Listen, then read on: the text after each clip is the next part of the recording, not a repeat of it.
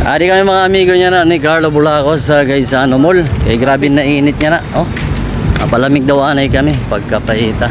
Tapos ang bagyo, adi tag-init naman pagkapahita mga amigo. Pag-abot nga inawon mga amigo sa sulod sa Gaisano, adi nag-lemon juice dayon si Idol Carlo pagkapahita. Siyempre, adi kami nga na sa Tom's World kay namiss namon pagkakanam sa basketball pagkapahita. Noong mga panahon mga amigo ng kabataan namin ni Idol Carlo ay talagang adik kami sa basketball pagkapahita. Kahit wala nang kainan basta makalaro lang okay na kami dyan. Adi na nga ni mga amigo nag-start na si Idol Carlo at syempre nakisabay na rin tayo dyan. At yung aking bulilit nakisama na pagkapahita. Kaya gusto niya rin din matuto mag-basketball. Pero ngayon dahil matanda na tayo mga amigo, ibang basketball na yung natutunan natin. Dati dribble muna bago shoot. Pero ngayon shoot muna bago dribble pagkapahita. Nakakamiss balikan yung ating kabataan mga amigo. Dahil puro lang tayo laro at wala na tayong iniisip pa kung ano pagkapahita. Pero ngayon yan, kailangan natin kumayod, kailangan natin magtrabaho para mabuhay mga amigo. Kasi kung hindi tayo magtrabaho, wala tayong kakainin at gugutumin tayo pagkapahita. So, adi gani, pas si Carlo, hala, tira, shoot mo, hala amigo. Yan, ganyan lang yung buhay namin ni Idol Carlo. Minsan masaya, minsan malungkot, pero okay lang. Basta ang importante, walang sakit tayo pagkapahita. So ayan, nag-enjoy kami dito mga amigo. At kung gusto nyo mag-enjoy din, punta kayo dito para mag-enjoy din kayo. 87. Wow. Game over. 27. Agoy Rodi. Yan.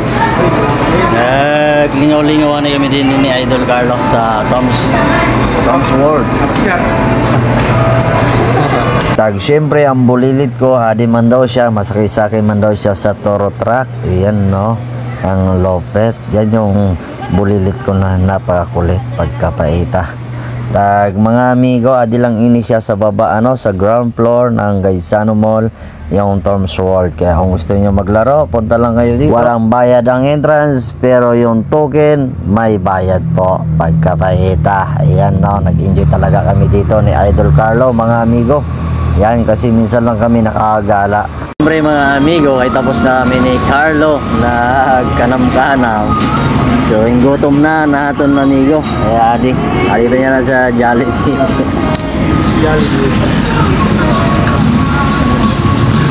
Yan, bidaan saya daw pagkapahita. Yan, hindi na kita ma-lunch Yan ay sensitibo na pano niya na si Carlo. Napon niya na sa mga karinderya. Gusto niya si Jollibee pagkapahita. Jollibee. Didigani mga amigo, may natatanaw tayo dito. Ayan no. Wow, parang ayuda to mga ludi. Saan kaya ang deliver na to pagkapahita? Ayan, so lahat ba nabigyan na ng ayuda? Kasi kung hindi pa, abangan nyo ito mga amigo. Baka sa barangay nyo yung diretsyo nito pagkapahita.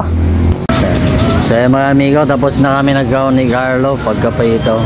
Hindi mo man yung pambutang ang mga bukogsan manok boss. Kasi pinamulsa mo naman